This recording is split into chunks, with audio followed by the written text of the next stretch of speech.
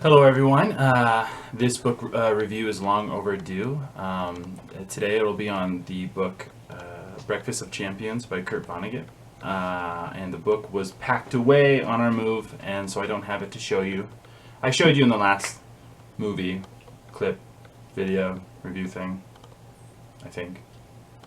So it's long overdue. I finished it maybe a month ago. It's not so fresh on my mind. I'm almost finished with my next book, and I feel pretty guilty about not giving you a fresh review.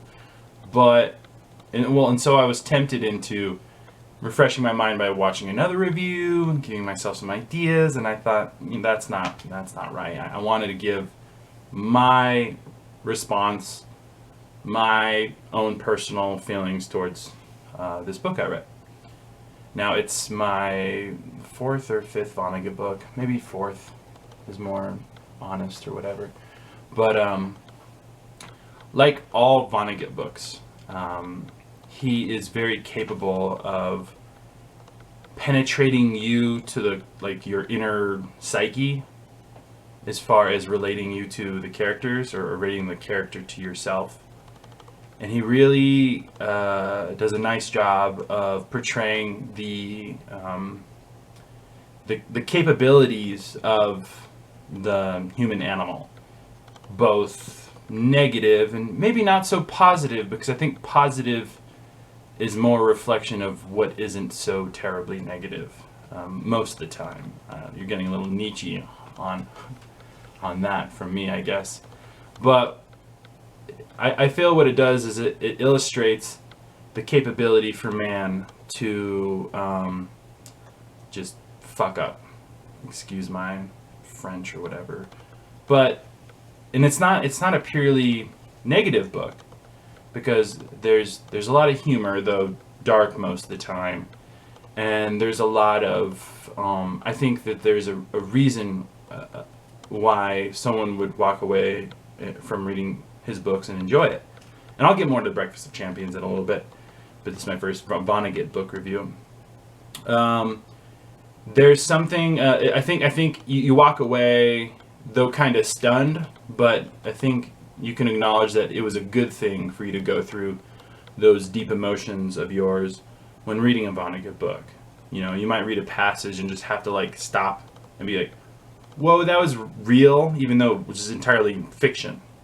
That hit something inside of me that I'm afraid of, because, like I said earlier, he illustrates the capabilities of mankind and how far-reaching those are, and not always for the best. So it's the very stunning books, very eye-opening, and I'd say that's a very positive thing. But as far as Breakfast of Champions, it was a book he wrote to himself when he turned 50, I believe. I think that's right, 50 or 60, one of those monumental birthdays. It was a book he wrote to himself, but I think he was on a contract for it, of some sort. It felt rushed. It felt the deadline was coming. The anticipation of the deadline really kind of forced the book in one direction, about 2/3 through the book. But because it's Vonnegut, it's not so terribly bad. Because what Vonnegut does when he rushes a book is he breaks down the fourth wall, and he really turns the idea as of a creator that he is, and how he mystifies his characters by showing up in certain scenes, and a certain character, one of his main characters, and I just can't remember his name right now, the writer in his books. It's almost, and any Vonnegut fans out there will know who I'm talking about and will be ashamed that I don't remember the name. But it's a character that you can almost see Vonnegut expressing himself most from. He's also in other books as well besides Breakfast of Champions. He's a sci-fi writer. He's kind of a kook, kind of a bum. Pretty cool character. But this character kind of bumps into another character who's just living the American dream, but has some really horrible things happen to him in his past. But he's very successful. He owns a lot of land in town, and he comes from a wealthy family, and he's running a successful car dealership. And this writer bumps into this other guy who's just kind of losing it, and he gives him this idea that everyone else is a robot in the world except for him. And this really, like, he really buys into this, and he just loses it and just wrecks anything in its sight because he thinks it's all just like play things, and that like the creator is messing with him. Now there's the creator, so he buys into this concept that the creator like wanted to see what happens to a willful, like, sentient being, in the idea of robots kind of built for that sentient being. Now the writer, who I can't remember his name again and still feel really terrible about it, has this sense that when he sees the Kurt Vonnegut, who he puts himself in the book near the end, he has a sense that that is his creator. But then there's a moment where you're like, well, Vonnegut's like battling with himself, and he's expressing that battle.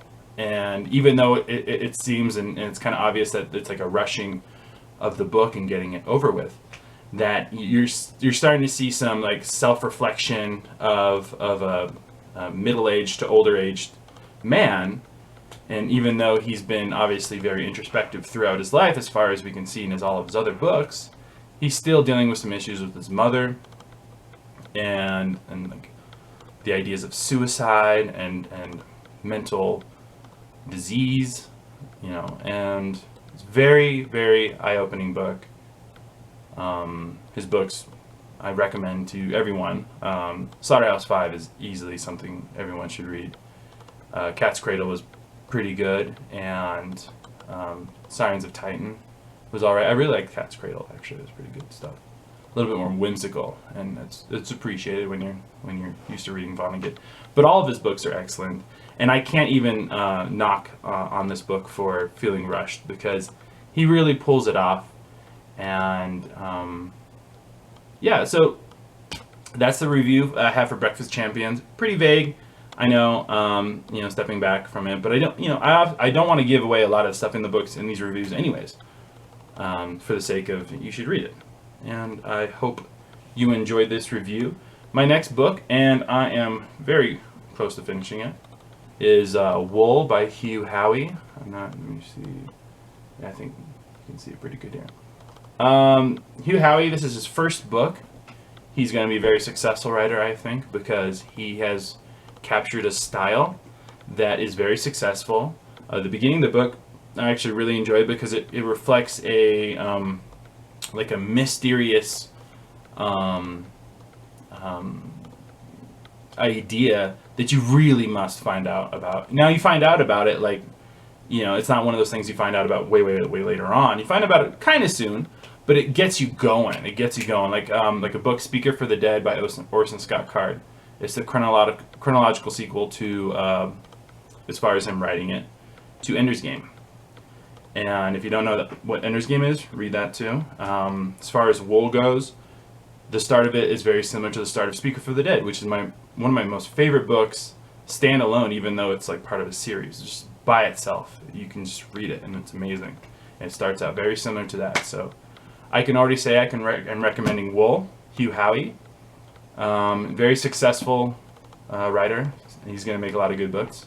I'm very excited to do a review on that very soon now. So thanks for joining me. I wonder if my cat Arthur will come by and say hi to you guys. Arthur? He's sleeping right now, though. Kitty, kitty, kitty, kitty. I know Tybalt will come. He's on his way right now. Arthur! Arthur! Dur, dur, dur. No, he's not going to come. But here's another viewing of this animal. This very magnificent beast of burden. We put him to work.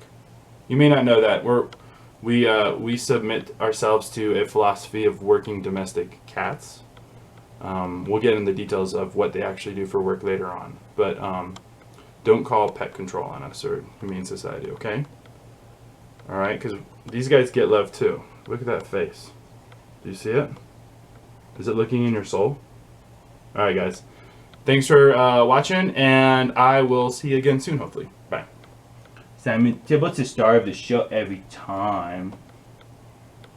Turn it off.